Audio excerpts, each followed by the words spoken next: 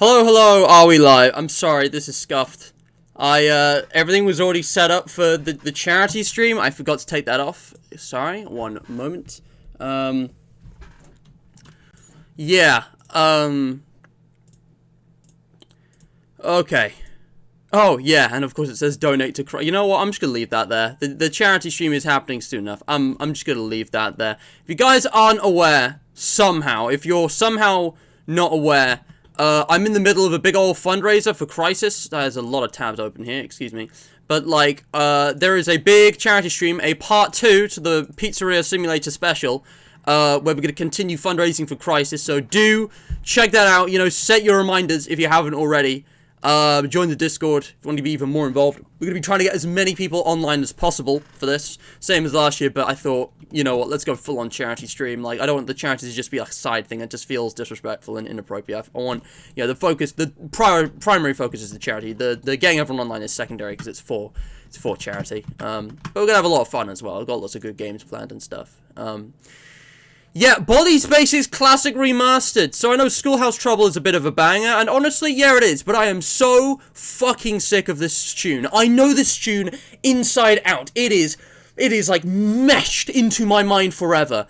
The amount of knowledge I have of null mode and that song in Baldi's Basics Classic Remastered, it is more knowledge than any human should ever have. It is completely insane. All right.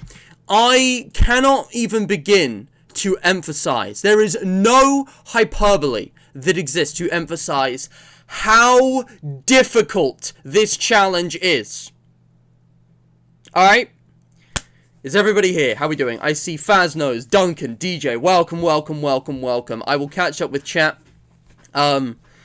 Listen.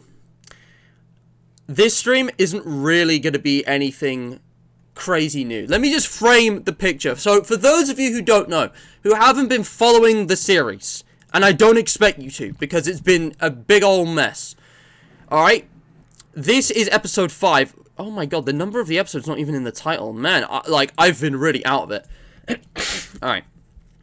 I go to my playlist, and I go to Baldi's Basics Classic Remastered. So the newest Baldi game, right? We played through it. The first 3 episodes were alright. First 2 or 3. And as things went on, they just got more and more crazy. The episodes aren't even numbered, I just realized. Why aren't they numbered? Should they be numbered? I'm not going to worry about that now. But we've played through Baldi's Basics Classic Remastered, and we've had to do some pretty nuts challenges. Because in order to even unlock the final null mode, you had to beat all of the prerequisite challenges. Now, I'm gonna assume you guys are not being spoiled on this. If you've somehow not gotten this far, Baldi's, big spoilers ahead. I don't know, like, what to tell you, but this is, like, endgame stuff, because it's the final challenge. Oh, I gotta reply to something I commented on. Ooh, I'm gonna check this out later. Can I mark this as unread? How do I mark this as unread? Oh, good, it's there, okay. Baldi's Basics Classic Remastered. Let's just look at the achievements, alright? So, you know, classic party and demo style, you gotta beat all of those, and they're not too hard. But then you gotta get Baldi's Office, Baldi's Song, and Baldi's Basement. And these 2 achievements, I cannot emphasize enough, these 2 achievements were ridiculous. They were insanely hard, insanely RNG, you know, dictated achievements to get. And you had to get these 2, as well as Baldi's Office, which wasn't too hard, just to unlock Null. And as you can see, I finally got Null, and also Glitches Galore, but I'm not sure what that's about. We're gonna worry about that later.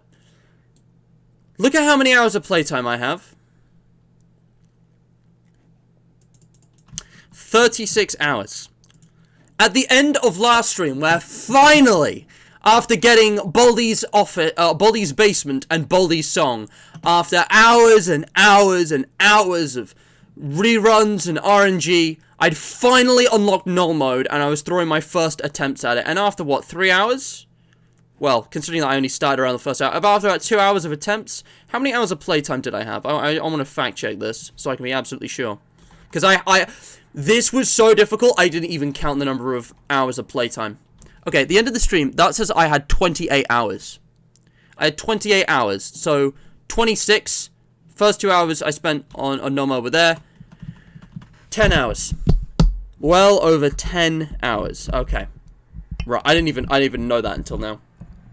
You guys might remember how on the previous stream, on the null mode stream, I had been, like, meticulously counting the hours that I spent on you know, the party and demo style, getting the bonus questions and getting the, you know, the random teleporter, and how RNG that had been, how long that had taken. Forget it. That was a cakewalk. That was a walk in the park. That was easy. Alright, that was easy compared to null mode. I have about 40 minutes of pre-recorded footage I'm going to play, where I've basically tried to condense 10 hours of attempts. I've tried to condense 10 hours of attempts into, like, a watchable, you know, clip that's less than an hour long. What I did, because I do not have time to edit that amount of footage. It's just an insane amount of footage to edit, because I simply don't have time for anything like that. What I've done is that I just recorded, The Baldi grind. I had an entire folder just for null mode. All of this is just null mode. I have a 43-minute clip, which is mostly without commentary. Even though my mic and cam is active for most of it, this is mostly without commentary. And this is actually a raw recording. I basically played bits of these, like, videos while recording over it, so it's a little scuffed. But, yeah, I'm just going to play this 40-minute clip or so. And I'm going to go through, basically all of my thoughts on this, okay?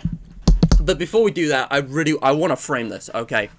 I'm going to thoroughly establish a frame so you guys can appreciate how insane this challenge is, alright? Because words cannot describe, alright? Forget 50-20, forget your FNAF Max modes, throw it out of the window, okay? Because it's nothing compared to this.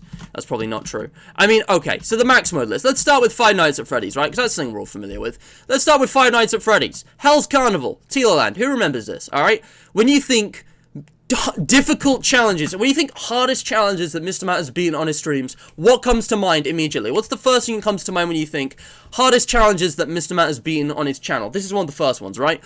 This is like one of the easiest FNAF fan games out there, but it's the absolute hardest mode. And if you go to the Max mode list, which we did an entire debate direct on, if you don't know what this is, it's basically a FNAF community made list of all the hardest Five Nights at Freddy's modes ever. It's amazing. I don't know why we're on this specific page. Funny that Animator's Hell came up. Can I not just get the main Max mode list?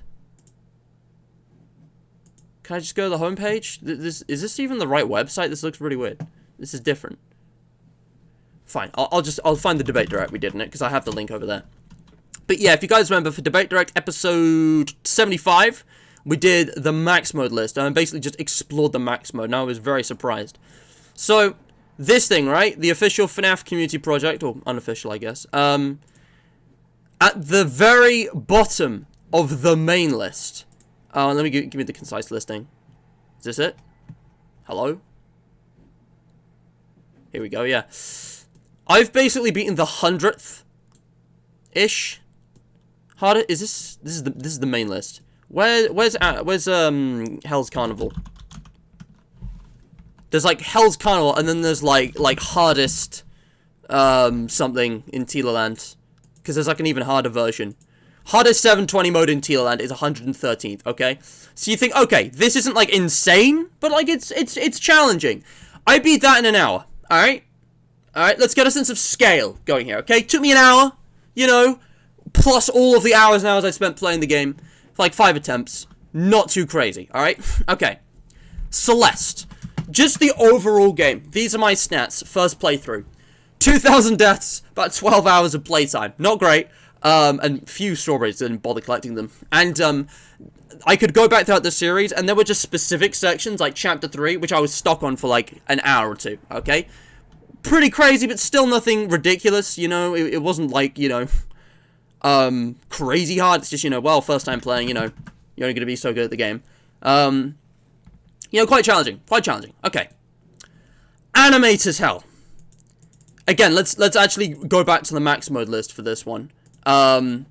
If I go to the Max mode list page, again, and we try and find Animator's Hell, the Twisted 27, I believe is the name of the hardest possible challenge in the game. Come on, give me the concise one. Animator's Hell. Animator's Hell, where is it?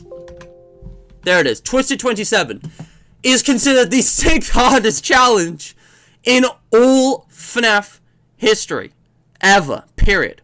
Alright?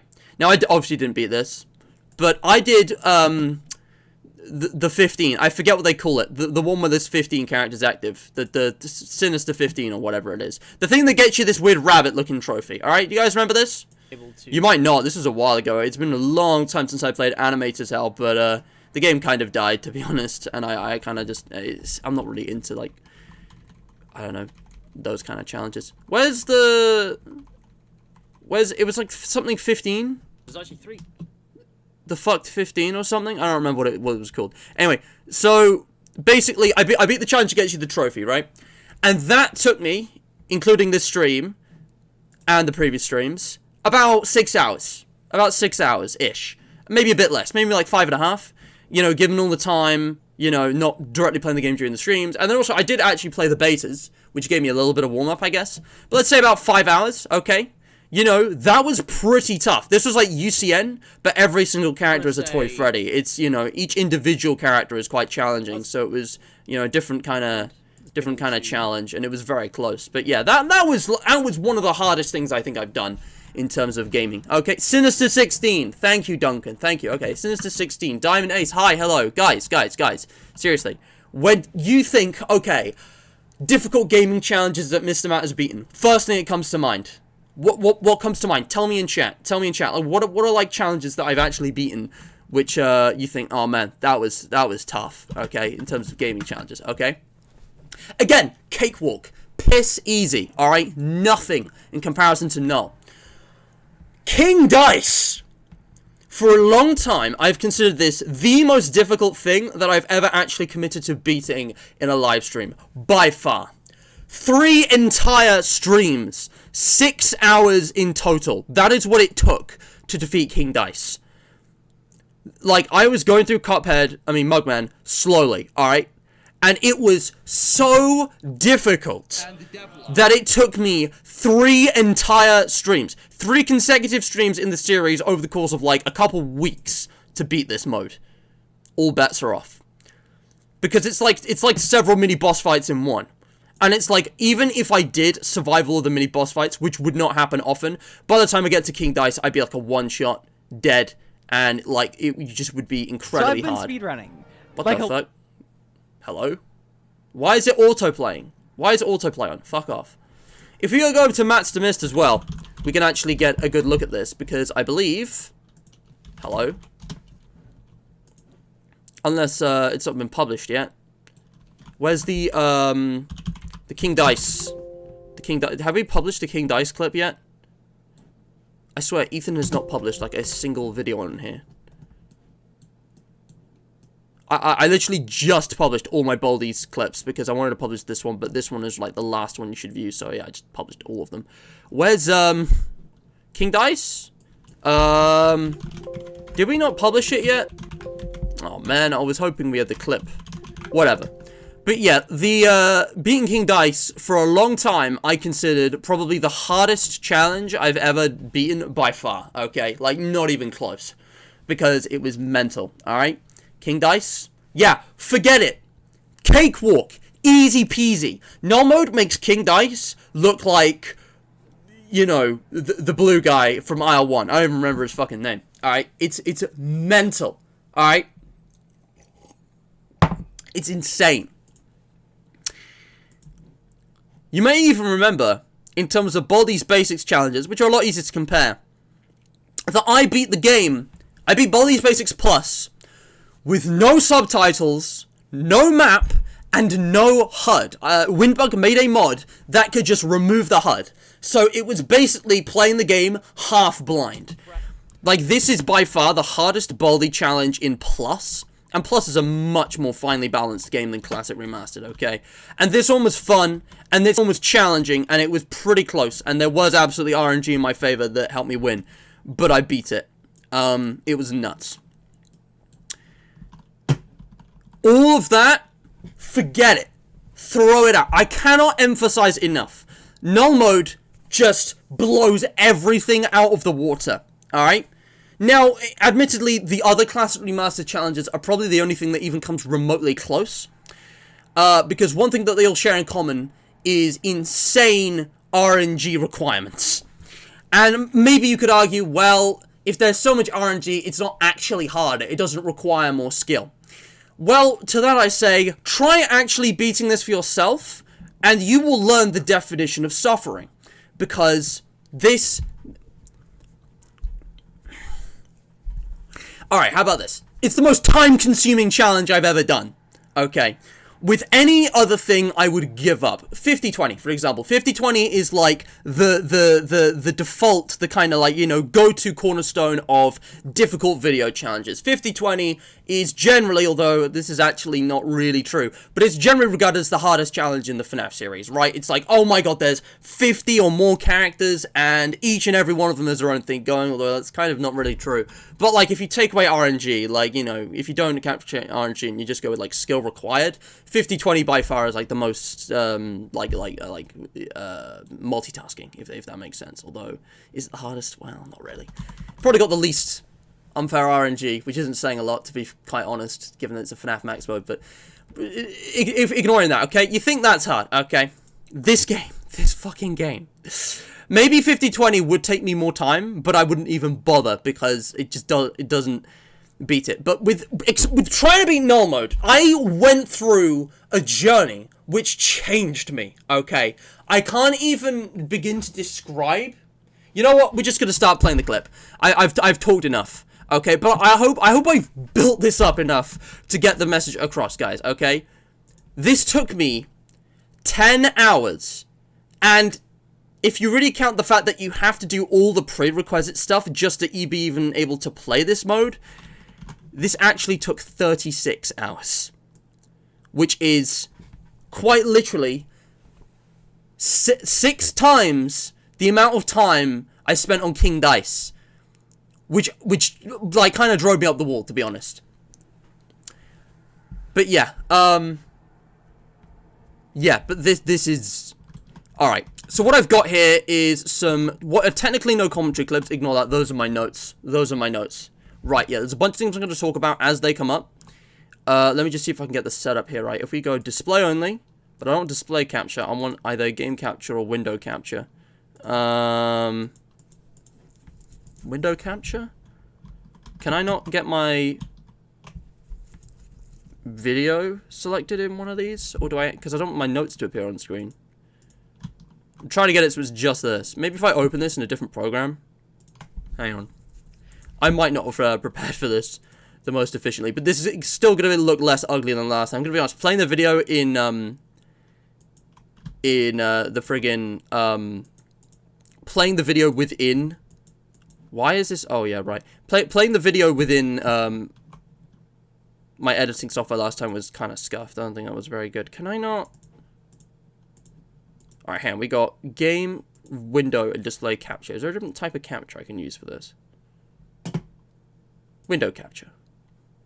No, that's the same as YouTube video. Photos. Here we go. So we do this. You should be able to see it now, right? How's it looking? Can you see this? Why can't you see this?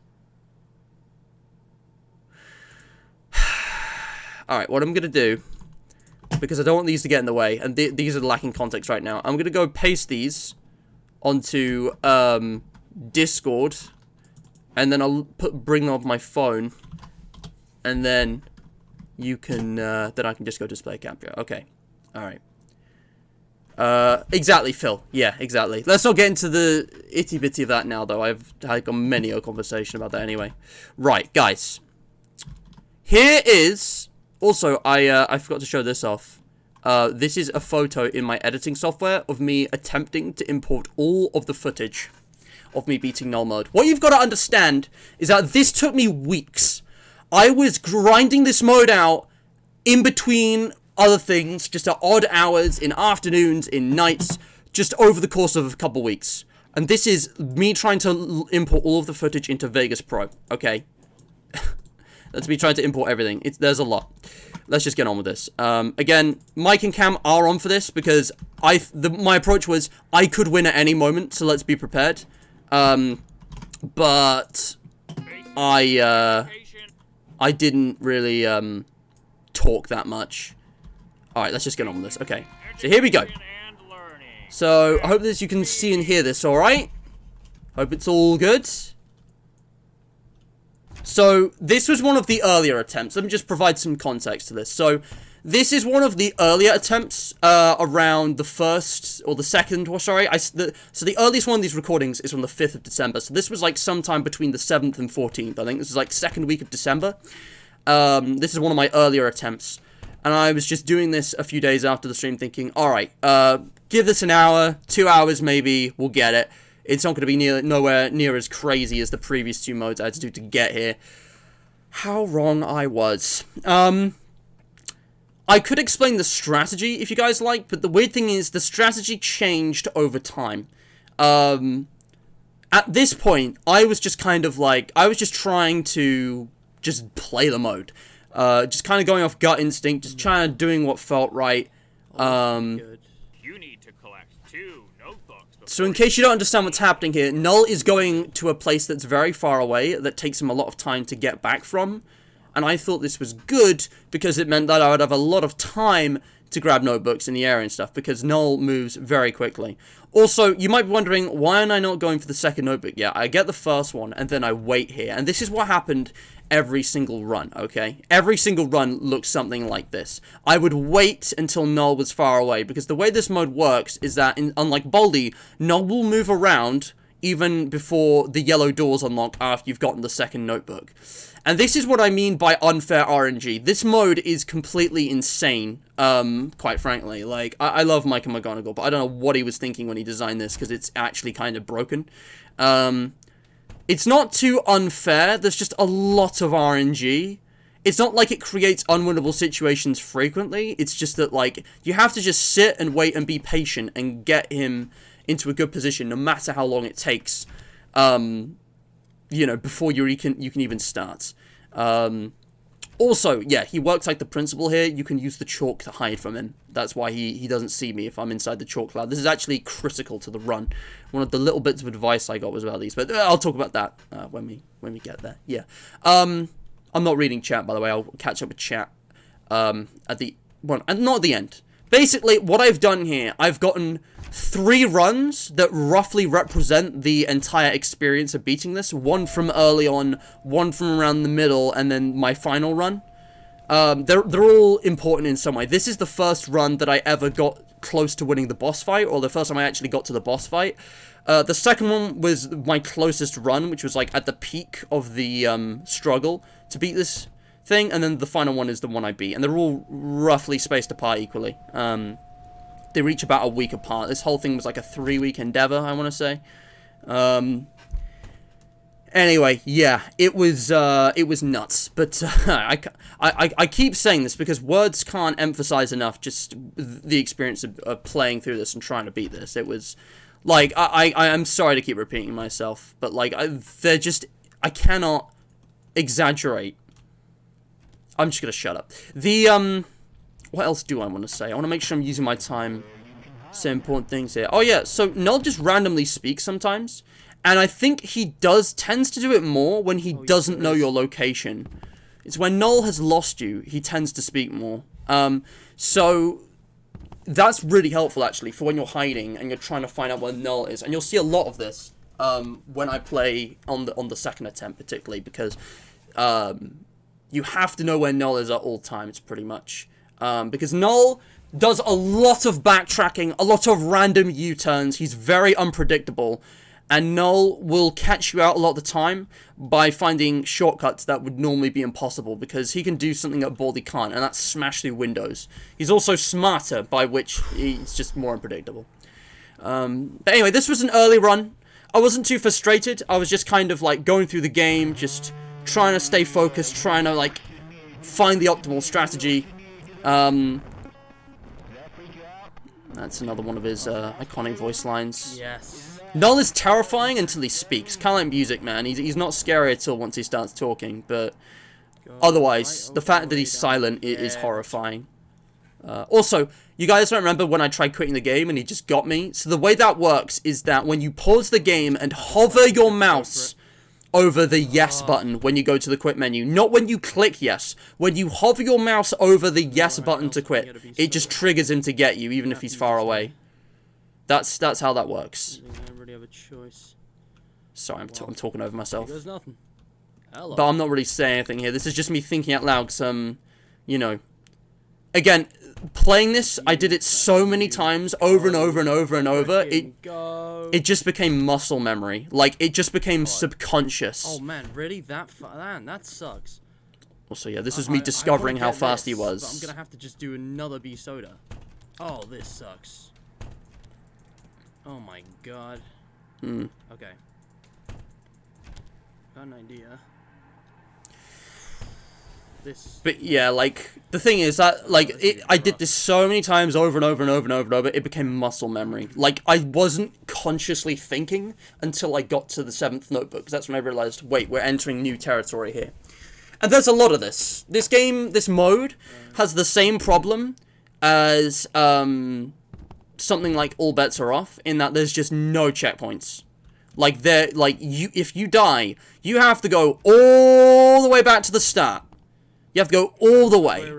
And there's no, you know, practice mode. There's nothing. Like, if you die, you have to do all of that all over again just to get a chance of attempting the, you know, again. It's not even a case of, like, you know, having to, Where is he going? And I'll talk about that again in a minute. So, something which I didn't learn until a while after this is that you only need to get 3 exits. If you get to the 3rd exit, Null is no longer hostile. He'll just teleport to a random place because he's being set up for the scripted event here, which I'm just going to not talk over. Oh! What? What? What? Why am I holding a chair? Where's my inventory? What's this?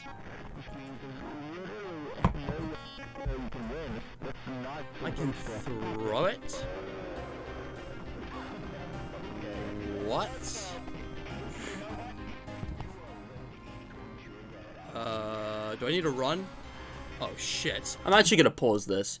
Now, I don't know about you guys, but something that I will commend this for, which I've struggled with a lot with other games, is that what you were supposed to do was very intuitive. I've played a lot of games where I've lost over and over and over, not because of a skill issue or RNG, but just because I didn't know what the fuck I was supposed to do. This mode, however, it will not allow you to progress until you do what you're supposed to do.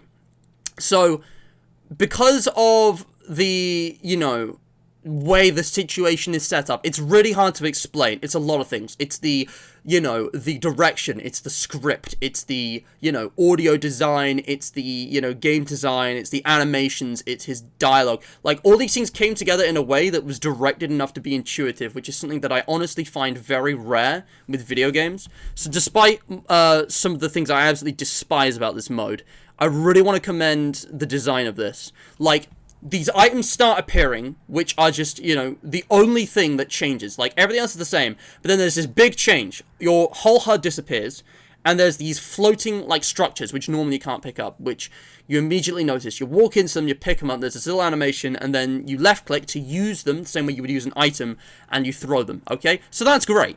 So it's pretty obvious. Okay, so you can go around and pick all of these floating objects up and throw them. And, well, Null has already been your antagonist, your enemy for all of this. He's already set up as, you know, your, the threat. So, obviously, you're going to try throwing something at him.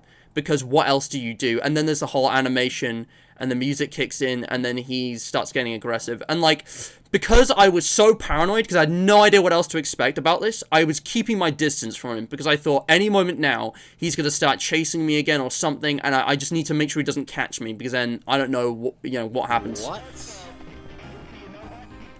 See, I do really want to commend that, because I'm going to be absolutely shitting on this mode a lot today, because there are so many... Fuck? It's not even that there's a lot of problems with this, there's just a couple really big ones that absolutely ruin this experience for me. What is happening? Oh god. This was like the last time in this section, otherwise. Oh yeah, actually, let me just not talk over this. But this is like the last time I had fun with this section. That's all I'll say. This is the last time I had fun with it. Do I need to run? Oh shit! What the fuck? Huh? What is happening? Oh god, I hope you can't lose in this section, otherwise we're in trouble. You gotta throw stuff at him? And the whole Rookie mistake here. It's pulsating like it does in his jump scare. I will explain the Like, strat really at the end. now? We don't even 'Cause, have like, stamina or an inventory. I learned a lot Jesus, that's actually doing kinda attempts scary. of this over and over and over and over. I Where are learned a all the lot. floating things that I can throw at him. I need floating shit. Alright, here we go.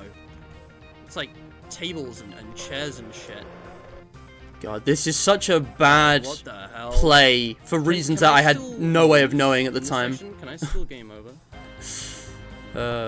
Seems like we're about the same speed now, so... This is what was I easier, doing? Kind of. Oh god, please, no. I need a win. I swear, if I've gone all this way and I lose now, that would suck. I need more of those, like, chairs. But yeah, you can see how it works.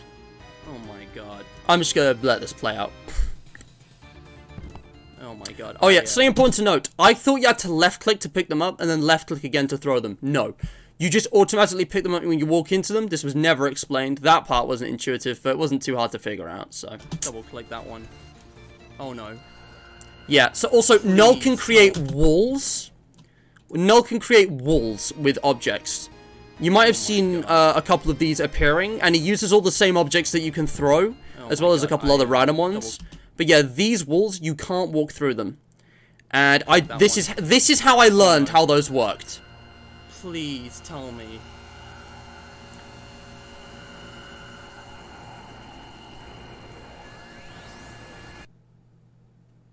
All of that, and I have to go from the very beginning. Seriously? No checkpoint? I was trying to think fast. I was like, I have to not die here. And I really don't want to risk anything. I was trying to play as carefully as I could. Yeah, so there are no checkpoints. I had to go and get all 7 notebooks all over again, and go to all of the exits all over again, just to get a chance of attempting that again. And that's the problem with this mode. It's just an absolute fuck you to any players who, you know, haven't... Just to anyone. Like, what are you supposed to do? There were many times during this where, after this, where I started thinking, alright, one more run, one more attempt, I'm not going to do this again, because, like, if I'm only getting, like, one opportunity to even try and learn what's going on and beat the mode, out of, like, 10 opportunities of not even getting to the opportunity, it's just so unfair. And something that really pisses me off about this as well, is that Null, every single time, he shuts your game down. He crashes your game like Golden Freddy.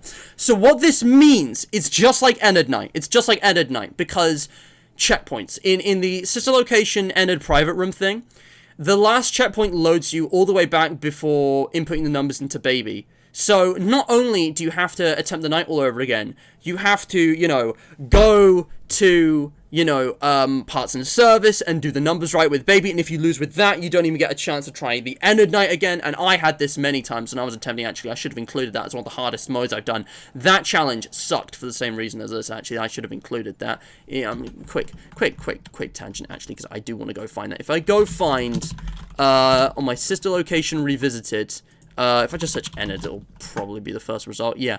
This fucking challenge took me hours, and I only got a couple attempts in it. It was like one attempt every, like, half hour, and it felt like a lot more attempts than it was, because it sent me all the way back to the baby keypad sequence, and then I had to, like, walk back through, is it Ballora Gallery, and then go to the room before I could even, and yeah, it just sucks. There was, like, all this extra stuff, which, like, you should have just been able to skip. You should have just gone straight back into attempting. It should have taken you to the menu screen at least, but no.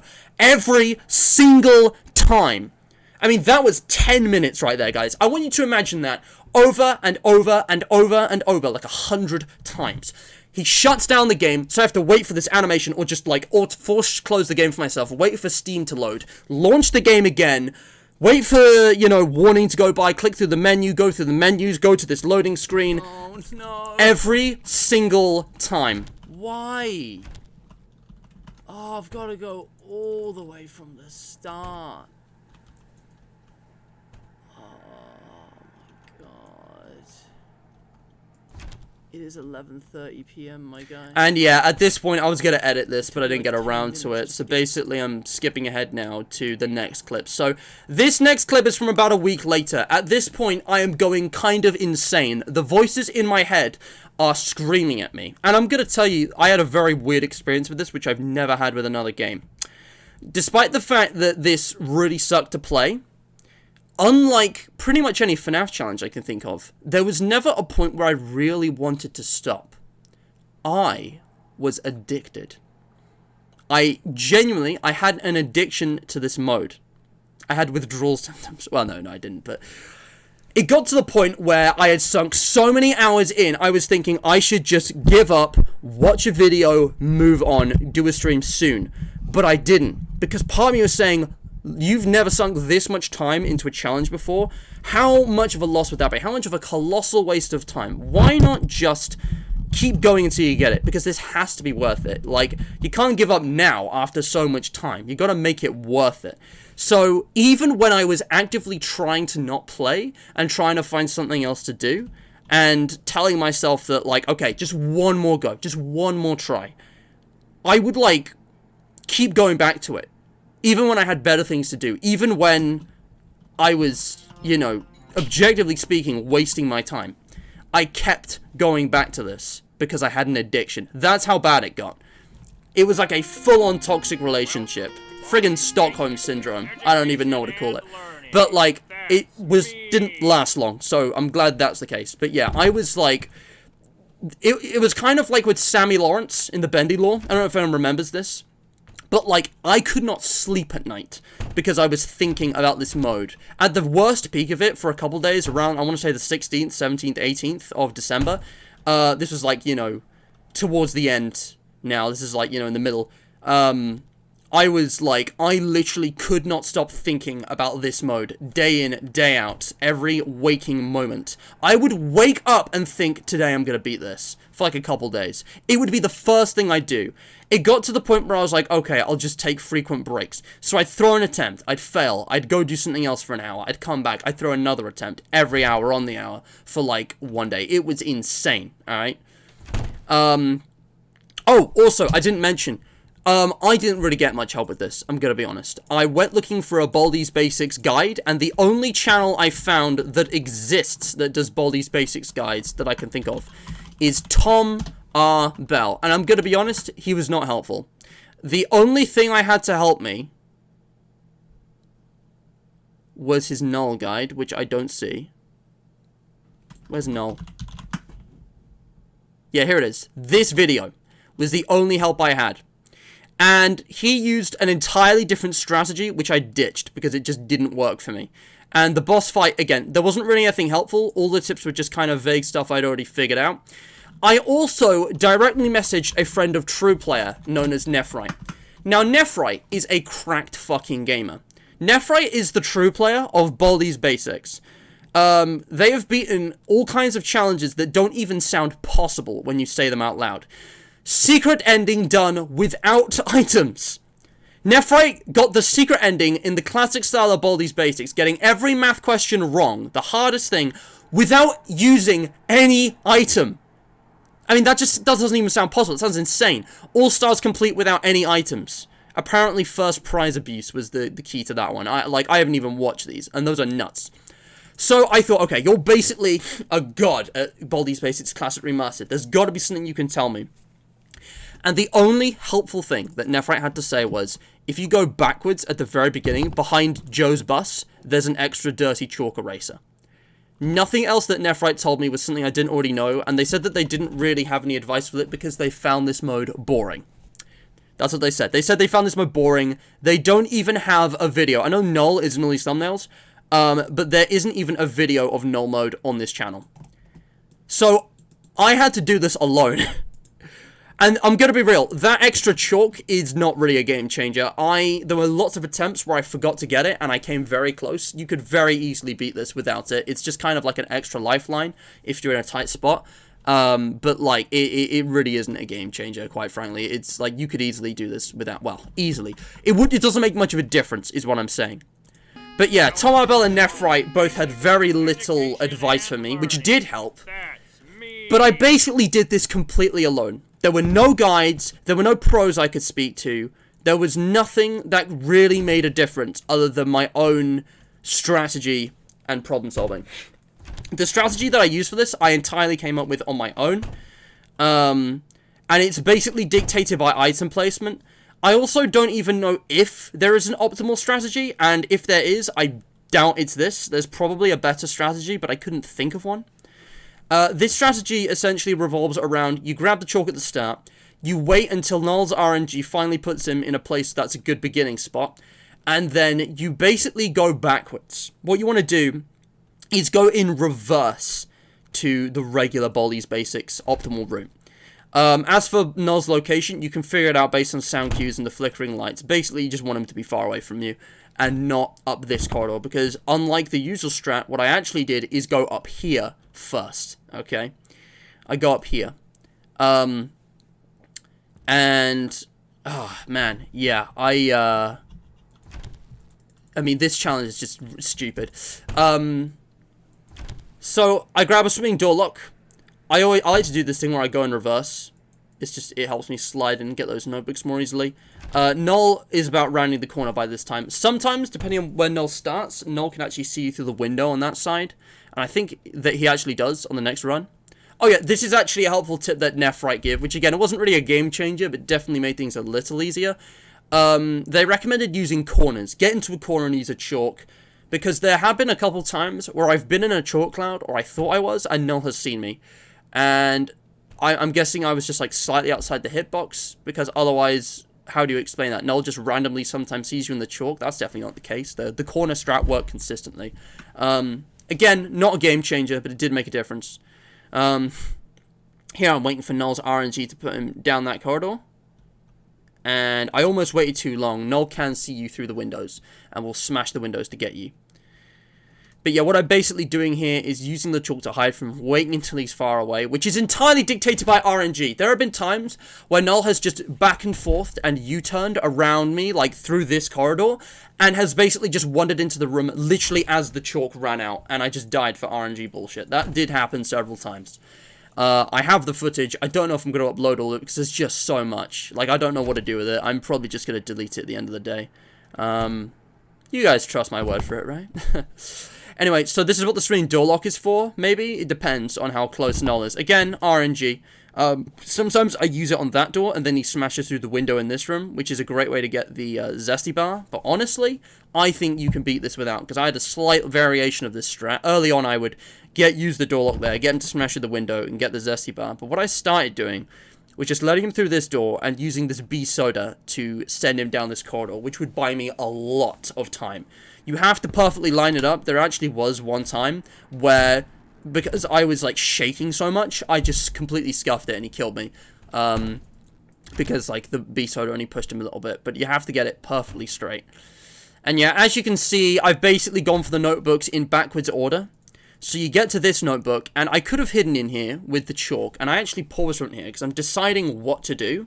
Because I have two options. I can hide in here and wait him out, or I could do this, which I thought was the better option, since if I wait him out, it's just putting more RNG on the table. So I'm waiting in front of this door so that he goes around the same way I come from. If I make a sound, he might cut me up and, you know, go in front of me here. But what I'm hoping for is that he comes around behind, because I can do something you would never normally do, and use the swinging door lock on this yellow door next to the principal's office. Then I've got to be really quick, because he can smash the windows, and he's already going through. And I use another chalk eraser here. And now I'm hiding in this room. And it's funny, because in Tom R. Bell's strat, this is the first room you go to. I'm also really paranoid, so I was lifting my headphones every time he came near me, because sometimes he's gotten me, even though I had the chalk. It's crazy. It's stupid. Once again, waiting out the RNG, there are a lot of things that have to align for this to work. Just another creepy voice line. And this is why the extra chalk is useful. There have been times where I've needed to use two chalks back to back so he doesn't find me, because he just kept going by the same door. Luckily, I didn't have to do that this time, I don't think. But yeah, again, it's something I want to just reiterate, the last of my notes here. Also, yeah, I've never heard him talk 2 times in a row that quickly. I don't know how that works. It's weird. But, like, he definitely talks more when you've lost him. But, yeah, I just want to emphasize, there had been no breaks, okay? For about 2 weeks straight, not a single day had passed when I wasn't playing this mode. Because I had a problem. Like, it's not even funny. I had a problem. Now, at this point, I'm trying to figure out which way Null was coming from. And it looked like that way. So, I was going to get this exit first rather than last. The order of the exits you do doesn't really matter. As long as you've got enough equipment, like B-sodas and stuff, to fend him off. And I had this extra quarter, so I thought I'd do something a little different. Because this is actually pretty helpful. It's just, you normally wouldn't do it, because you gotta go all the way up in that corner. And the dirty chalk erase is usually not, like, useful by this point. I mean, this is the thing. That is the same spare one I think I got at the start, or at least it's because of the one at the start, I have a spare, right? And in all honesty, I don't really need this. The dirty chalk eraser doesn't really do anything for you, unless you're hiding in a room.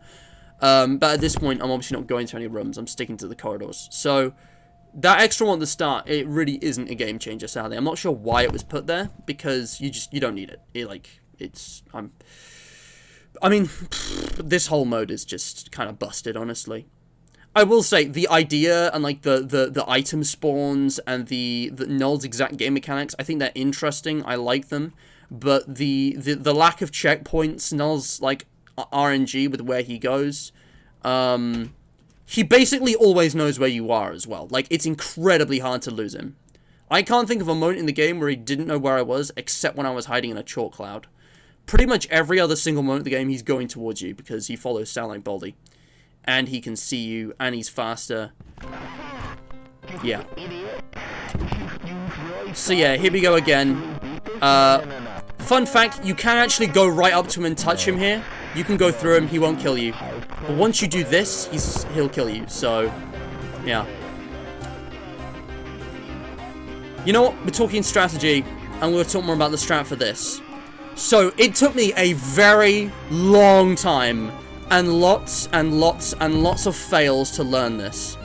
But the key to winning this is to keep your distance.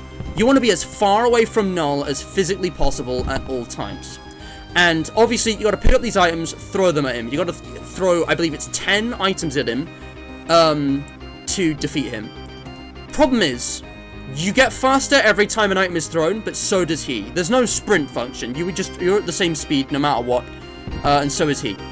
So the trick really is to get item throws down a long corridor, because the item doesn't have any arc. It's not like a bow in Minecraft where it arcs down. It will just keep going straight indefinitely.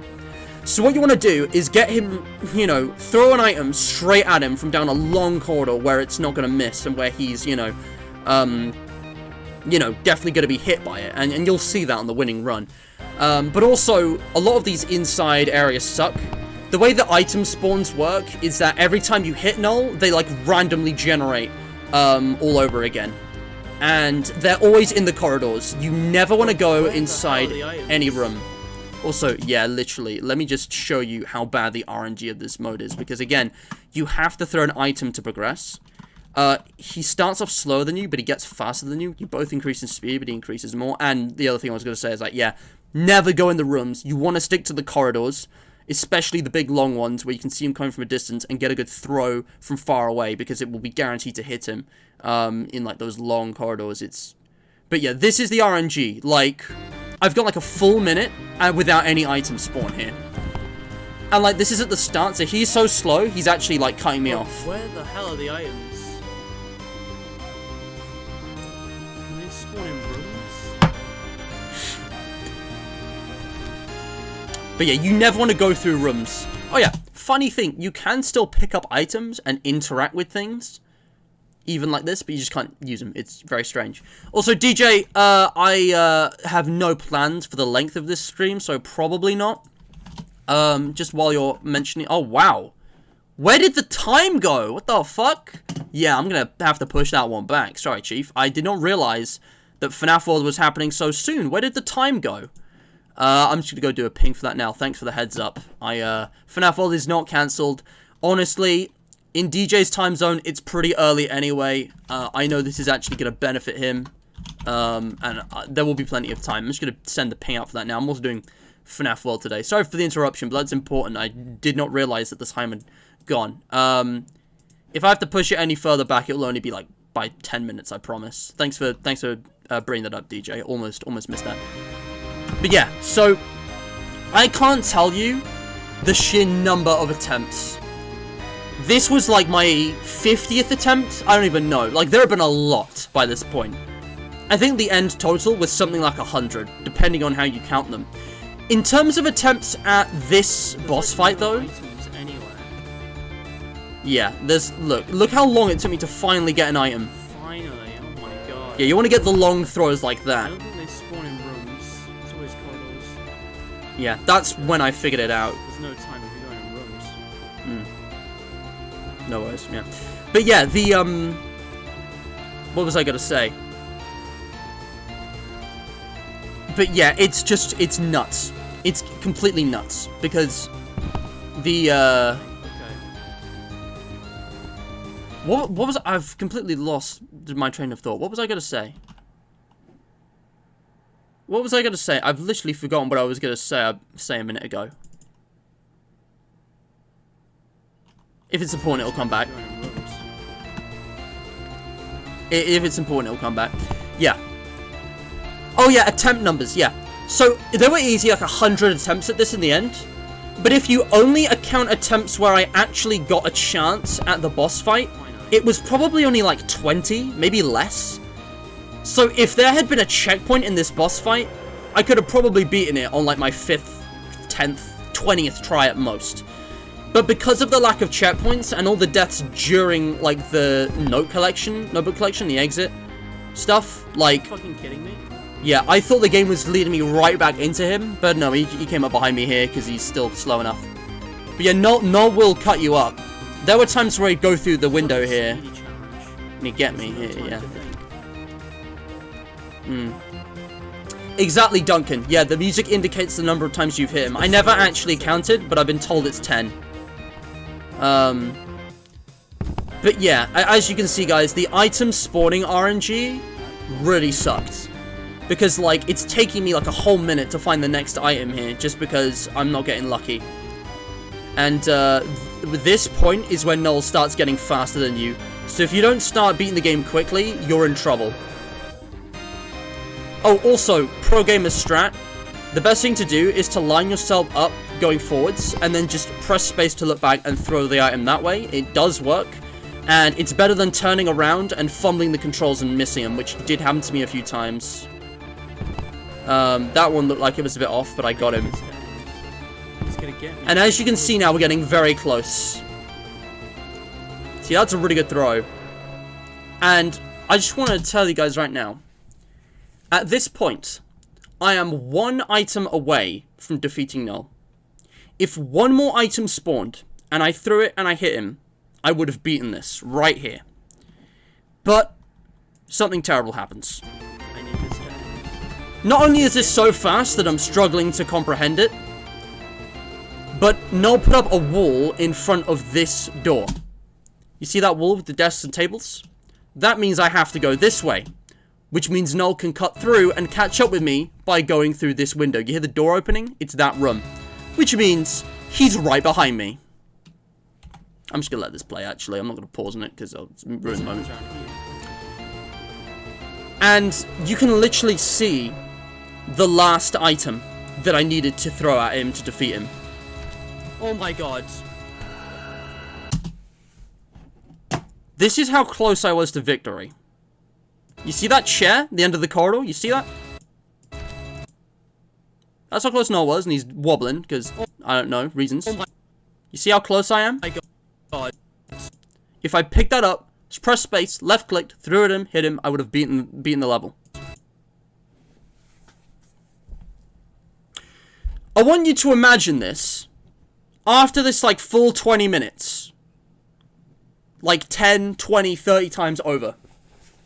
Days in a row. This is why I hate this mode. There wasn't another attempt that was this close, but there were a lot of attempts where I got close. Where I was in the middle of the boss fight, And he got me. Because items would not spawn. The item spawning RNG in the boss fight section is easily the most bullshit thing about this entire mode. Because there were so many attempts where I lost because throwable items just did not spawn close enough. So yeah. That was the closest attempt that I ever lost.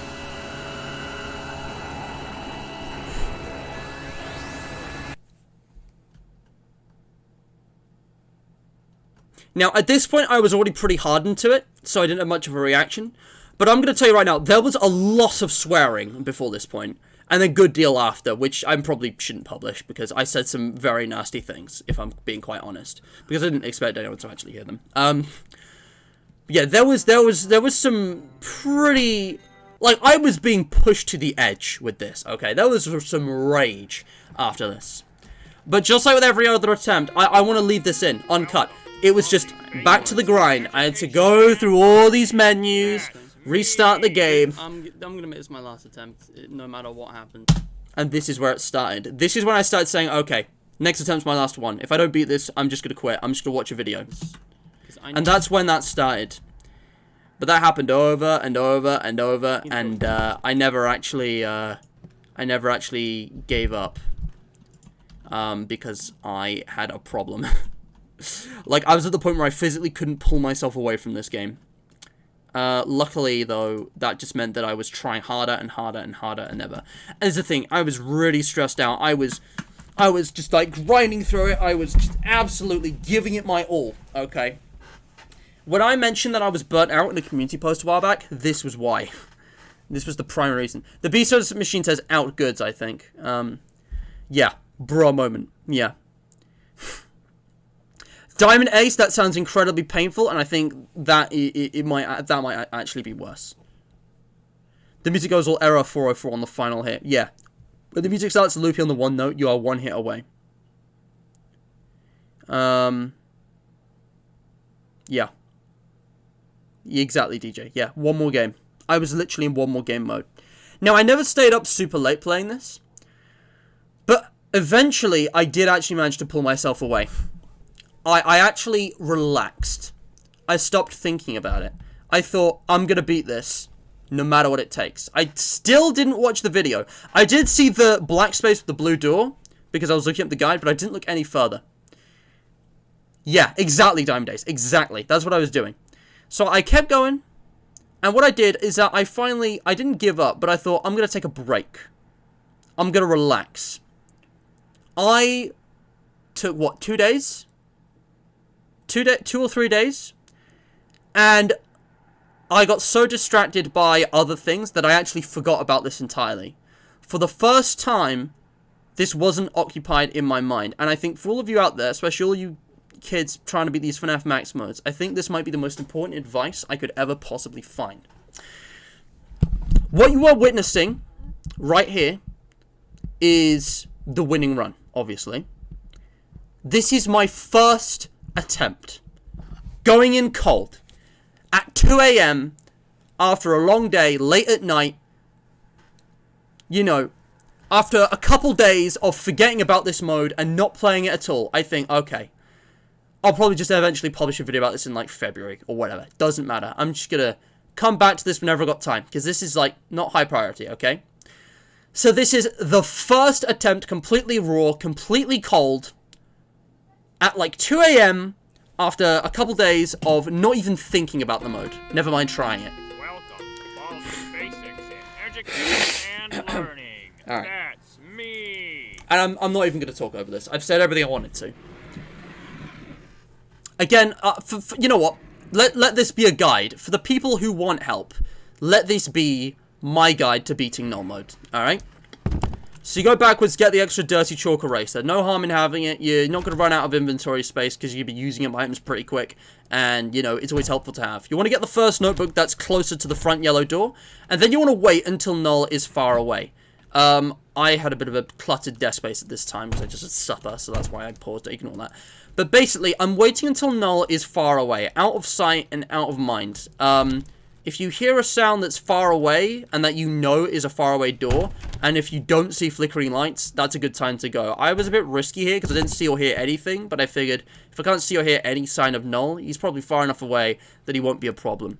You also want to make sure Null isn't coming up this corridor. If he's gone this way, you're just going to have to wait till he's somewhere on the other side of the map. That long corridor on the, what I believe is the north side, that's where you want him.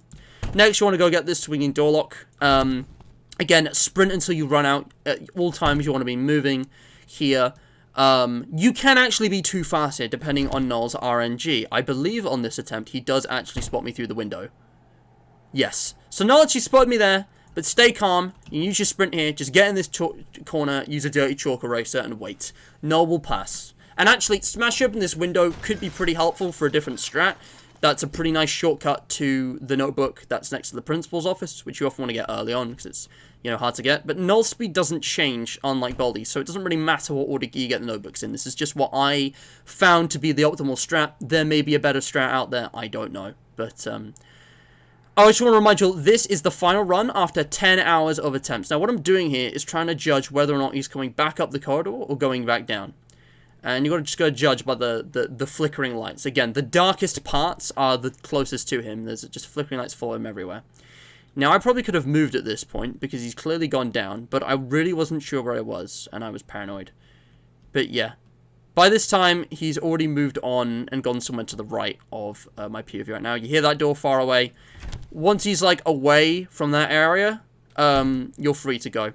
Now, he's probably going to go through the window from the faculty-only room there, but that's not a problem. You just want to, again, depending on exactly his distance, you might want to put the chalk down first, hide, wait for him to pass, get the notebook, and then rinse and repeat. But what I did here is I went for one of the corners far away from the door after I got the notebook. It doesn't really matter where exactly in the room you hide. Again, I recommend the corners because it's very easy to know where the cloud is. Like, you won't accidentally be, like, sticking out the side of it. Well, I don't understand how placing the chalk works. It's really strange. Sometimes you place it and it's, like, on you. Sometimes it's in front of you or to the side of you. It's very strange. Yeah, corner strat's good.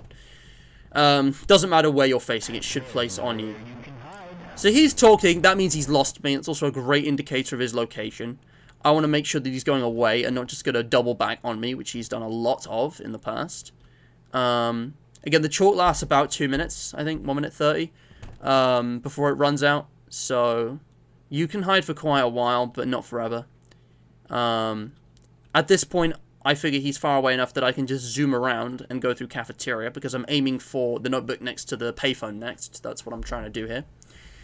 I was very patient because at this point I've been doing like calming exercises. I've been like counting to 10, taking deep breaths, you know, describing things around me. At this point I was just like, okay, this is gonna take a while, and I just need to accept that. But if I am calm and relaxed and focused, I will be in a much better capacity to beat this. Again, play smarter, don't play harder. That's what I'm about at the end. So again, same thing again. I go through this double door. I line this up so it's pixel perfect, facing down the corridor, and I hit him with the beast soda as soon as he's in front of me. And that way, he will go all the way down rather than it being slightly like sideways and him just going like halfway down the corridor. I want to grab the quarter from here because I can use that to buy another beast soda maybe. And I go through around here, as you can see, get this. I don't think you really need this chalk, but I like to grab it just because I do have time and it's good insurance. I have a spare inventory slot. Let's get it. So now at this point, I'm going to wait. And I actually, because the quarter spawning is randomized, the only item... Okay, this is actually different. So the quarters randomly spawn in this mode. And there's always at least one quarter in the corridors that just kind of randomly spawns. The only reason I took the quarter this time, and this ending's kind of scuffed actually, this was not adhering to the strategy. But the only reason I took it is because I figured the last chalk I need is in the room, and I would rather get beast sodas for the end sequence. You may not wish to do this. Also, you should use the swinging door lock on that door. I didn't because I was being ballsy, and I thought I could get away with this, and I actually did, but this was insanely close. This shouldn't have been legal.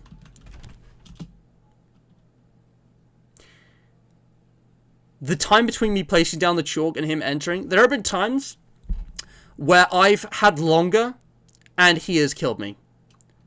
But somehow, I got away with this. I'm gonna play that again. Somehow I got away with this. This is poor play. Use the door lock to buy yourself more time. Grab the notebook. Use the chalk in here to hide. I didn't even make it into the corner. I was just kind of standing in space, which was very risky. Sometimes you want to go for the notebook first. You can sprint to the chalk. But yeah, I thought that was game over. But somehow I got away with this. Which was just completely insane. And now we're at the final part of the run. So we have all the notebooks. We only have to get 3 exits and then we're safe. When you get to the 3rd exit, Null's AI just stops. He just deactivates and he goes somewhere random. And then once you get to the 4th exit, obviously his scripted sequence happens. So you actually only need to get 3 exits, then you're safe. And you can just take a breather before doing the boss fight. It's nice. If only it was a checkpoint. So at this point, I'm just waiting for him to get far away so I can get to the exit in the north side of the building. The one that's like in front of me. The cafeteria is east. The entrance is west. Hey, Phil the Brave with $2. My dude, thank you for the tip. Very generous. Again. Thank you very much. Shout out to the man. Not the boy, the man. Shout out. Anyway, sorry. So just going back to this. I'm waiting until he's far away. And the chalk... the thing is, this happened a lot as well, actually. If the chalk runs out, you might as well move. Even if he's kind of close, you might as well move. Because you can't hide her anymore. And if he comes here and he sees you, it's game over. So if ever your chalk runs out, you just want to leave the room. No matter what. Even if your chances aren't good. But yeah, because the chalk ran out and I didn't have any more chalk to hide in here, he always opens doors when he goes past. So he'll automatically see you if he goes past, you know, just because he automatically always opens the doors. So obviously I want to buy a beast soda here with a quarter, and I'm thinking of going around cafeteria, but if he appears in front of me, I'm going to loop around the other way. As it turns out though, he follows the sounds, so he goes and curves around the same direction I did. At this point, I'm also, you know, in front of all the ways he could get in. So even if he did come around here, I could use the beast soda. And this is probably better. I know I did go for the payphone last time, but I think the better play is to actually go for the beast sodas. As you can see, there's another beast soda machine here, and this is where I use my other quarter. Although, I was very paranoid when I was playing this, so I didn't just go for it. I probably could have gone for it and gotten it, and I think I still did get it. But at this point, I still wasn't sure what direction he was coming from. Oh, no, do I not go for it? Wait, hold on. Okay, at this point, I'm really uncertain where he's going, because I don't see or hear him at all. Again, I got lucky here. There's a lot of RNG in this. He actually ended up going around cafeteria, so going around this way was actually the best play. He ended up going around towards cafeteria. I could have totally gotten that beast soda, but I should have, but I didn't, but it doesn't matter. But yeah, I genuinely had no idea where he was. And I don't know why. Null's AI seems to get kind of dumb once you get the notebooks. When you start going for exits, he just seems to be dumber, and like he seems to lose you more easily. I don't know. I got very lucky here, but what I normally would have done is bought the beast soda, and depending on which side he appeared, just sent him down the long corridor and done what I did before. Oh, right, yeah.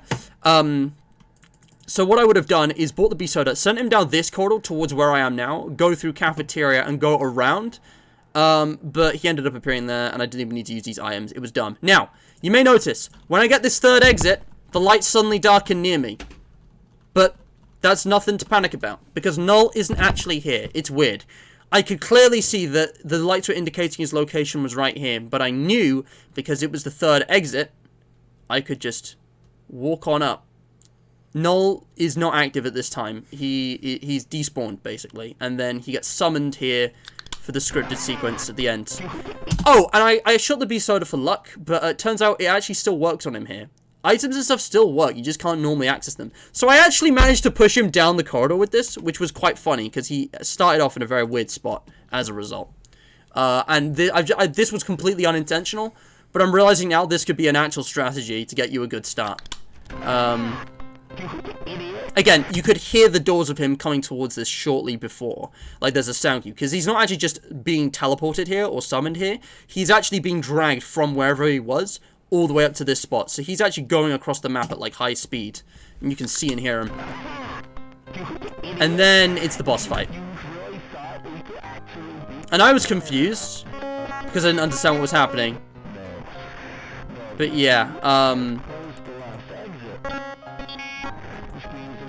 instantly feel the other way, I think. But yeah, again, same as before. You want to keep your distance, get those long throws. It's hard to miss him. I have missed him, like, once or twice. The music bugged out here, not sure why. The music also speeds up. If you haven't noticed, it's a great sound cue. And yeah, you just want to stick to the corridors. Now, items will change spawning every time you hit him. So don't go around the same corridors over and over. If you can't find an item, go to the corridors you haven't been to yet. I recommend going to these short inside ones first, because if Null's going to catch you, this is where it's going to happen. These small little turns and stuff, this is where he catches you the easiest. These long corridors up here, though, this is where you can get away from him, at least early on. And you want your items to spawn here. Again, this is just kind of RNG. The best thing to do with this is just to keep moving and pray. Because if the RNG gods decide that you're not going to get items here, you're fucked. You will lose. I'm sorry. That's just how it is. I don't like it either. Also, unfortunately, I had to let him get close here because of the location of the items. And yeah, again, with this is what made the difference, okay? And I want all of you, like, max mode players and stuff to take note, because I think this is the most important thing I've ever learned, okay? This run was unique in that I was relaxed. I was calm. I wasn't expecting to win. I wasn't anticipating victory. I was just playing without consciously thinking about it. I was just focusing on what was directly in front of me. On every other attempt, I've been really frustrated and really stressed. I was tensed up.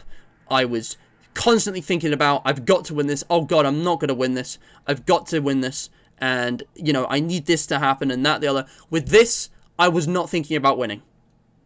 This is the only run where I wasn't thinking about winning. And I fucked up the strat between the 6th and 7th notebook, as you can see, and I still won. Now, obviously, I did get some good RNG with Null's movement and with item spawns here. But I was calm. I wasn't thinking about winning. I was just thinking about playing the game. And I'd basically gone through the stages of grief. And at this stage, I was in acceptance. I was accepting that this may not be the winning run. I actually threw that item early there. That corridor was so short and he was so fast, I figured I'm just going to throw this immediately and hope it hits him because I don't have time to sit and wait for the next item. So the first chair that I threw actually missed. If I go back, hold on. Yeah, this one missed because I didn't even bother waiting, which was the smart play. But the second one hits because he, again, shortcuts me. Null is now very close to me and there is only one item left. You can hear the music. So again, this is extremely close. I am fully expecting to lose. And I'm not even thinking about it. I'm in a stupor, okay? Like, my conscious mind isn't even, like, active at this time. It's hard to explain. That's how focused I am. The only other time I've really had that was with King Dice. And again, you can see him gaining on me. I'm thinking, well, this is it, isn't it? And I'm trying, again, I'm trying the inside corridors because I know this is where the items are going to spawn. The places I've not been to. And as you can see, I'm sorry, I should just let it play. As you can see, if I just play that again. One item left. He's right on me. And I'm thinking, yeah, at this point I'm thinking, come on. In fact, I'm not even thinking anything. I'm just thinking, well, it's now or never, I guess. And I get another chair there. And I am... It takes me like a moment to realize what's just happened. But you're immediately thrown into this other sequence, which... now I'm just going to play this, and I'm not going to talk over it. But it is something else. Well, actually, I am going to talk over it, but not a lot. I just want to play this over again, because... Man, this is the hardest video game challenge I've ever beaten. The most frustrating, the most time consuming. And it's done.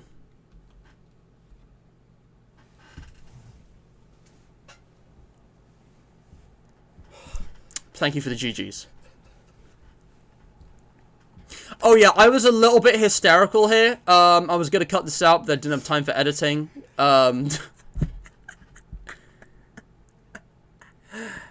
Yeah, I mean, can you blame me, though?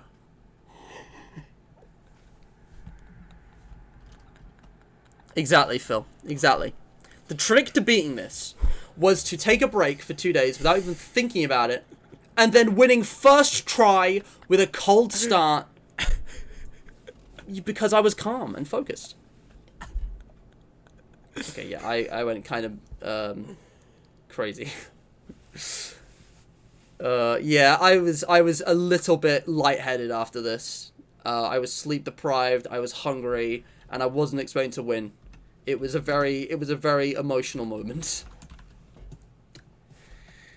And this is why I'm doing post commentary.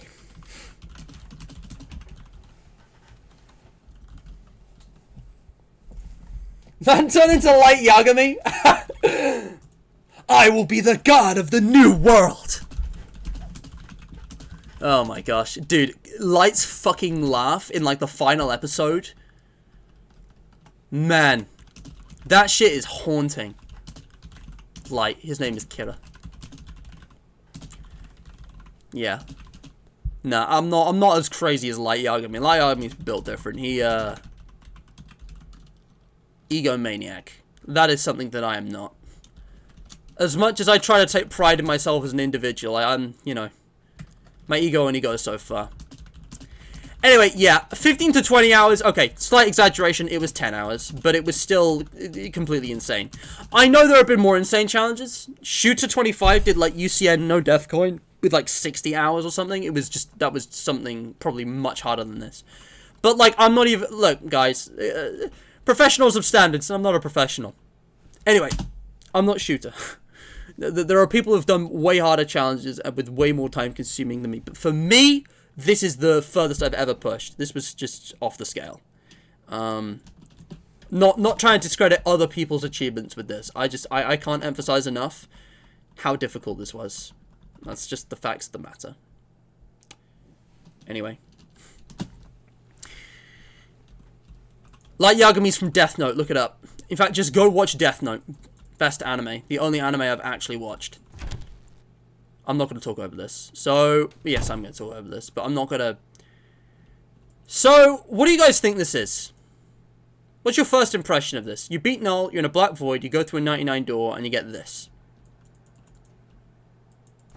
What does this make you think? What does this make you feel? This is the thing that we've been working towards the whole time. The entire game. This is what it's all been building up to. This moment right here. Do you know what this makes me think of? I'm going to tell you what this makes me think of.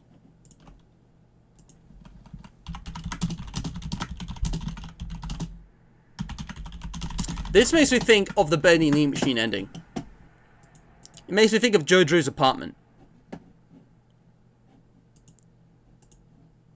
You guys remember this? There's a better image. It makes me think of this. Oh, it's like a remake. Why can't I just get the actual thing? Whatever. It's like this whole environment is in keeping with the game's style, but everything looks more detailed and more realistic. The posters have reflections, which the game normally never has, either where these like lights reflect. There are like these weird shuttered windows. There's like a trophy stand of like Baldi merch. You've got this like overhead fan. A lot of things in this room, and the way the computer and the whiteboard are designed, they're all exclusive and they're all unique to this room. It's like it's Baldi's basics, but everything looks more detailed, more realistic. And I don't know if this is intentional, but it might actually be a reference to the Bendy Nietzsche ending, because the first impression I got was, oh my god, it's a meta ending. It's, you know, because this is actually Miss Man's office. This is the developer's office. If you stand in front of this desk, you'll realize, you know, because of the arrangement of the whiteboard and the computer, that is where he filmed the 3-year anniversary presentation. He sat in that chair, and he was facing away from the whiteboard. The whiteboard in the background, you can actually see it in there. Yeah, it's the Baldi U2s and everything. And I thought, oh my gosh, this is like the apartment ending from Bendy. This is like it was all just a video game. It was all just a dream. It's a meta thing. Why is everybody got to do this? I don't know how I feel about this. That was my instinct. I didn't want to say it because I was hoping that wasn't the case. Also, you can weirdly see like a silhouette in the school rules poster. It's got like the principal inside the poster, like silhouetted. It's kind of creepy. And I was getting screenshots of the room for a thumbnail. I ended up using something different, but I thought it looked pretty good. But no, Diamond Ace. No, thankfully it isn't, because the true lore of Baldi's Basics Classic Remastered, which is about to be revealed, is that... Wait for it. Wait for it. Okay, I was actually genuinely scared of this image, by the way. That image, that really freaked me out. The true lore is that there is no lore. There is no lore. It's just a meme. The whole lore of Classic Remastered is just a meme. If you guys can't read this, it's basically Mike McGonagall saying to the players, well done, you've worked so hard to beat my stupidest challenge, and I know you're asking, does Baldi's Basics have lore? Basically, no. I'm just destroying the sense of immersion. The game developer's not part of the lore the whole time. But this is what the future holds. The original games are too unruly to adapt into an actual lore. So nothing except Baldi's Basics Plus 1.0 onwards will be canon. But there is going to be a story in Baldi's Basics Plus. The full release, from there onwards, there will be a story. Oh yeah, I was anticipating a jump scare at like every turn for this. So if I keep like, take my headphones off and holding my hand in front of my face, that's why. Because the silent environment was freaking me out. But yeah, there is going to be a Baldi's Basics story that Mike has put a lot of thought into. Only from the full release of Plus onwards, though. I think that's interesting, because this is a game that I never expected to have any kind of lore. But he's not going to adapt anything from the originals. I think Classic Remastered is closing the book on everything previous and every prior. Because this connects back to all the file name 2 NULL stuff and all the lore of everything else. But yeah, this is the final NULL scene. Just gonna let this play out. I was just checking this if there was anything else to do here.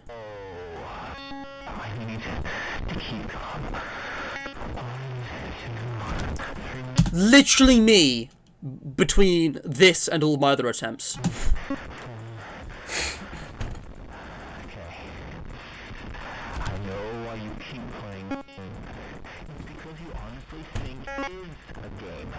You're not taking my playing seriously.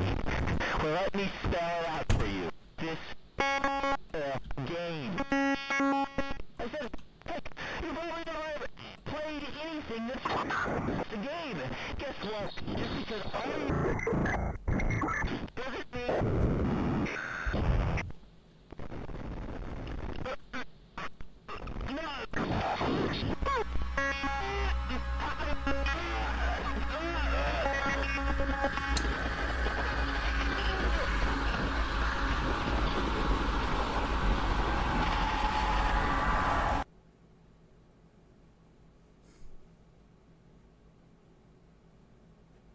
And with that, it's over. NULL just got deleted, I guess, for some reason. And I think I actually worked out what he was saying in between the glitches. I think what he was saying was, this isn't a game. I think isn't is the word that was glitch. I was anticipating a jump scare, but don't worry, nothing happens. I think what he was saying is that I bet you've never even played a game that's just a game, because the game's always something more. It's a mystery. It's got lore. And I think what he's referring to, quite honestly, is the Five Nights at Freddy's fanbase and the kind of indie game culture that's arisen in this era, dominated by Five Nights at Freddy's and all of these imitations that have tried to add lore and mystery into their games. And again, it just endlessly, all of the NULL scenes are really well written, because they all parody more and more and commentate perfectly on the state of indie games these days. Everything has to be more than a game. There has to be secrets and an ARG and lore and mysteries. You look at Bendy, you look at Hello Neighbor, you look at, everything. Even Deltarune, although that one's not really just got the same problems. But yeah, he's rejecting that. Micah is basically using this game to tie up any potential lore and potential story from all of the previous versions, including Classic, with the whole mystery of File Name 2, aka NULL. And basically use that just to tell a meta story of, oh, you know, NULL doesn't want you to play the game for reasons, and the developers here, but there's no actual story in this game. None of it actually means anything. It's just a fun little meta Baldi's Basics experience. And there will apparently be a story in Plus. We'll see, NULL doesn't get you here. There will apparently be a story in Baldi's Basics Plus from 1.0 onwards, but other than that, nothing is canon. Excuse me. Now, I think there's a lot to say about this, but I think it's interesting because I can't imagine what lore or story there could possibly be for Baldi's Basics, and I'm a little skeptical because I don't think this is a game that should ever take itself seriously. I think the fact that this game never took itself seriously was part of its unique charm, in that it was just a game. The whole thing is that it's just a game, and I massively respect that. I've gotten very tired of games with lore, to be quite honest. FNAF did it well until it didn't. Bendy did it well until it didn't. It kind of never did it well, given that apparently Chapter 5 was planned from the start. Hello Neighbor was just mediocre. Tattletale was interesting, but it didn't go anywhere because it got abandoned. Undertale's pretty goated, and Deltarune's good. It's actually telling a story, not just lore, but I don't know. Sometimes it's a bit much. And, you know, I could go on with other examples. You know, there's good one-offs like Iron Lung, which are potential that maybe its best isn't filled. Baldi, I don't know how I feel about Baldi having a serious story. I have no idea what to expect from the full release of Plus. And I feel like being a tongue-in-cheek meta game is probably the best thing for it. I think that's what Doki Doki Literature Club did really well until Plus. And there's been some debates about this, but quite frankly, I think the DDLC lore worsened with Plus. I feel like the metaverse stuff was kind of not very good.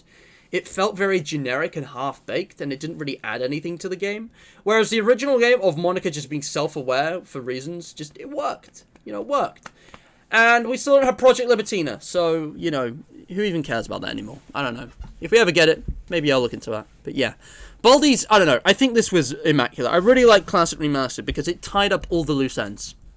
It's tied up everything, so now we've just got Plus to look forward to, but this mode sucked. There were no checkpoints. The RNG of Null's movement in the first part and the item spawning in the second part completely ruined hours and hours and hours of failed runs for me. I could have beaten this in like 2 hours if the RNG there was a bit more balanced. I could have beaten this in a stream properly. We could have experienced it together and celebrated together.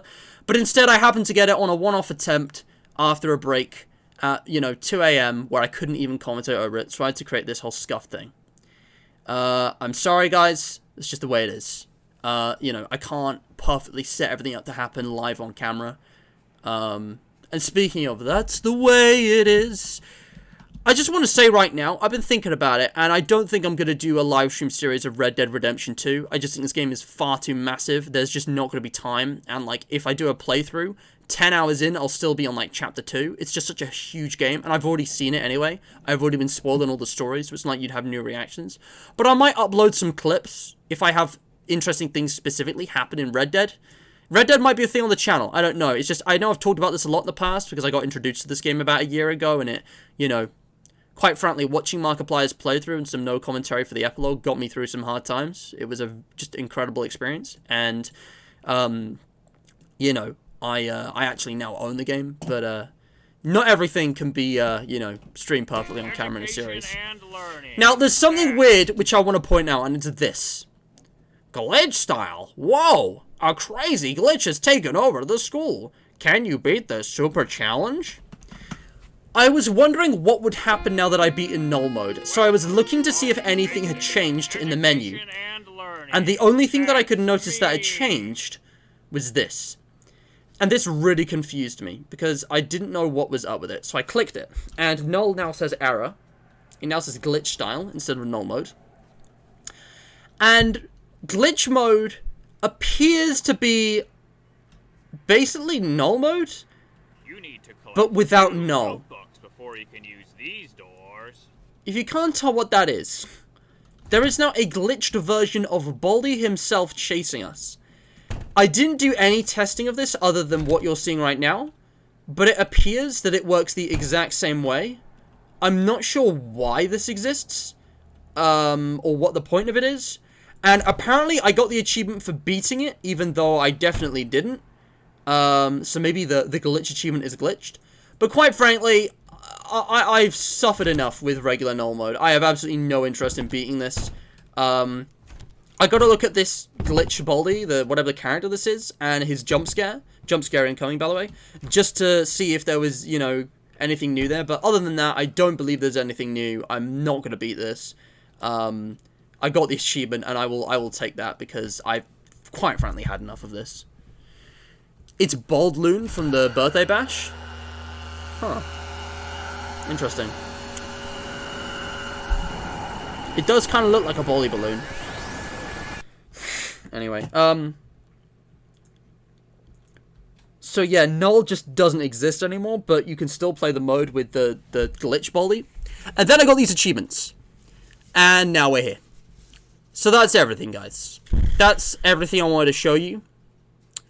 And I actually, I'm just going to take a few minutes to just chat before we move on to FNAF World, because the stream's coming up soon.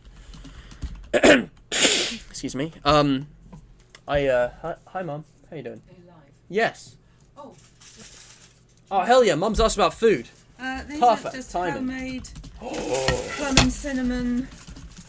Hold on, guys. Hold on. I've got loads more. Guys, the food. Homemade cinnamon what now? Plum and cinnamon. They're a bit like flapjacks, but they're really soft. I'll take free food. Hell yeah. Try. Thank you. Very sticky, very sticky. I'll eat my fingers. I'm a boy. I can They're handle it. like fruit bars, you know. Mmm. Thank you. Mmm. Guys, remember to tell your mums that you love them and thank them for like food and stuff, because they provide and they won't be here forever. Just gonna say it. I'm throwing it out there. Okay. Right, FNAF World's happening soon, but before that, there was one thing that I did immediately after getting these achievements, which I didn't do, I didn't even record, but I want to do it again on camera. And that was reconciling myself with this game.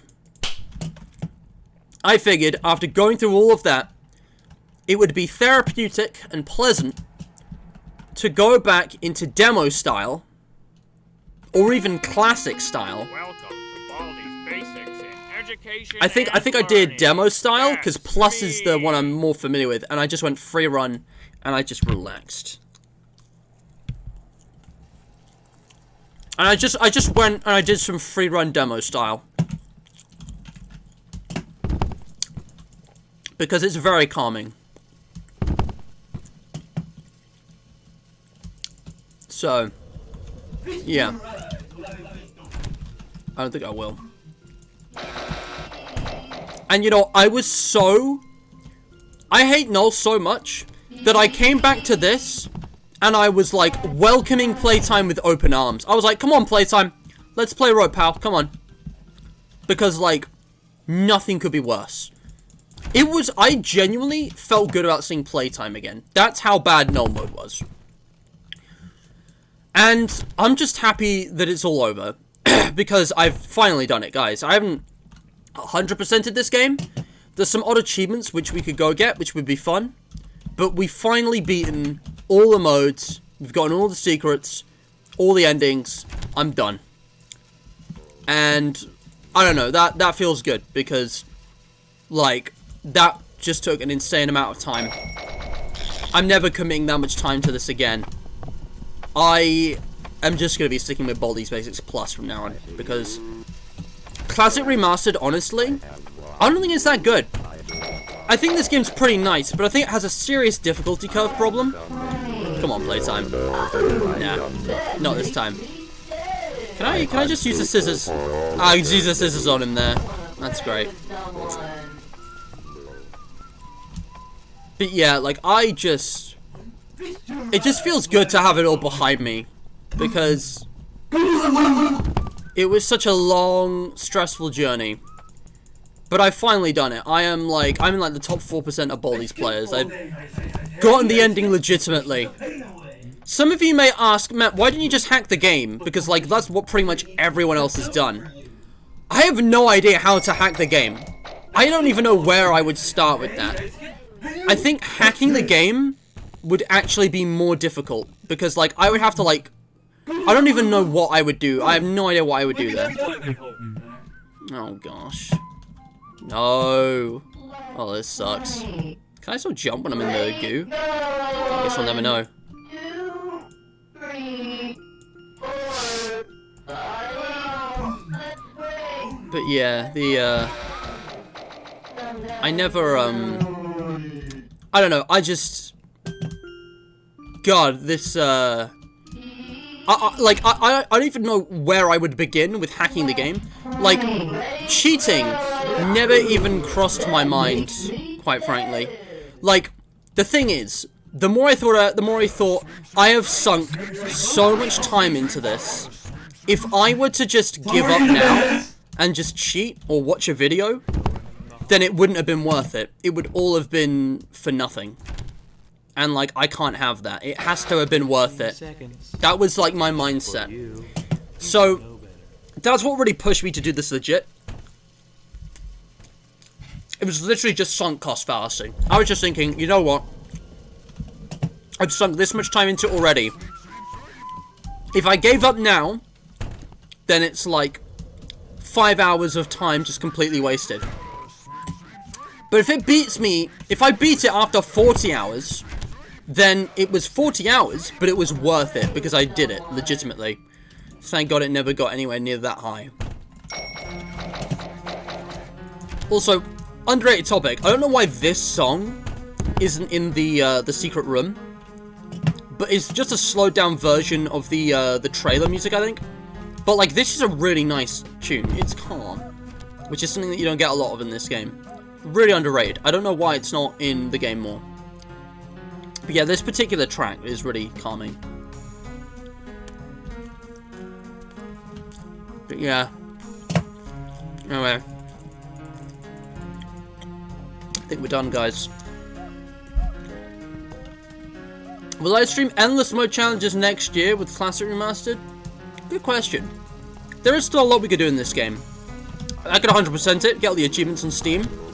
I could do endless mode, something I actually never did, because, like, I was so focused on beating this. The thing is, right, there's a lot of fun to be had with this game, but I've not even bothered to do anything interesting or unique like Nephrite has, because I've been so focused on beating null mode. Well, I've been grinding out null mode over and over and over and over and over. Nephrite's been doing really crazy stuff like no items, which is a really interesting and unique idea. So, if I ever come back to this game, it's gonna be more stuff like that. It's gonna be like, oh, beating this mode, but getting all answers wrong. Or, you know, beating this mode with no items. Or, you know, whatever. But never again am I gonna do null mode.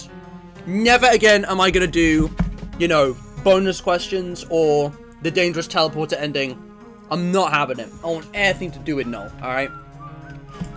What I'm gonna do now, just relax and actually enjoy the game. Because there's a lot of fun to be had here. And in 36 hours, I barely scratched the surface because I've just been pursuing the ending and the lore. But, I want to say it was worth it. I don't know if it really was, but it doesn't matter. It's over now. But honestly, guys, I don't know if I'm going to do any more streams on this game, because let's be honest here. Other people have already done the challenges I've mentioned and better. Endless mode, I don't know. I've already done fun settings. I've already done endless mode. What is there to do, which I can't, you know, just do in plus? Welcome to my schoolhouse. Nah. I think from now on, I'm just going to stick with Baldi's Basics Plus. Well, thanks for playing. I might play more. I might stream more. But I wouldn't count on it. So, yeah. What achievements are remaining, actually? What achievements do exist? The achievements we haven't got are... it says null. I think null actually is supposed to load that, so we do have that one. Endless Novice, Endless... Okay, so the Endless Mode 3, Basics and Speedrunning, and Sweep in Time. You know what? I will come back for one more stream next year to try and get all the achievements. I would like to do that. I don't think that would be too hard, and I think it would be interesting. It'd give me an excuse to do endless mode, and we could also we could also do some like just fun stuff. Yeah, I think that's what I'll do. But yeah, 3.5% of players. I don't know if glitches count, but I'm not fussed about that because it's just the same thing. So I don't know, maybe it's not a glitch. I don't know. Anyway. So yeah. Anything else you guys want to say before I end the stream? Sorry, I haven't been reading chat.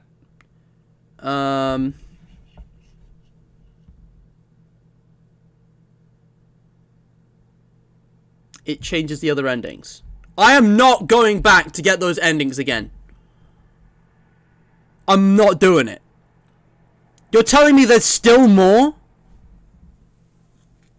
Oh fuck that. I don't care what else there is. That felt like an ending. I'm not pushing any further.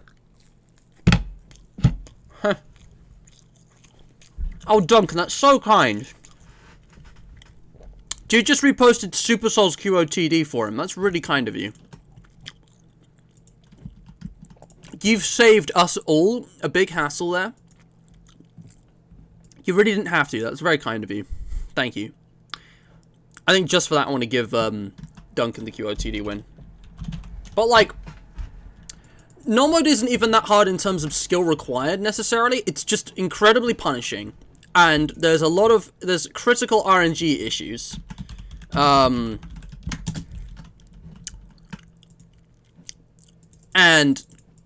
fucking, I'm not even gonna bother updating this.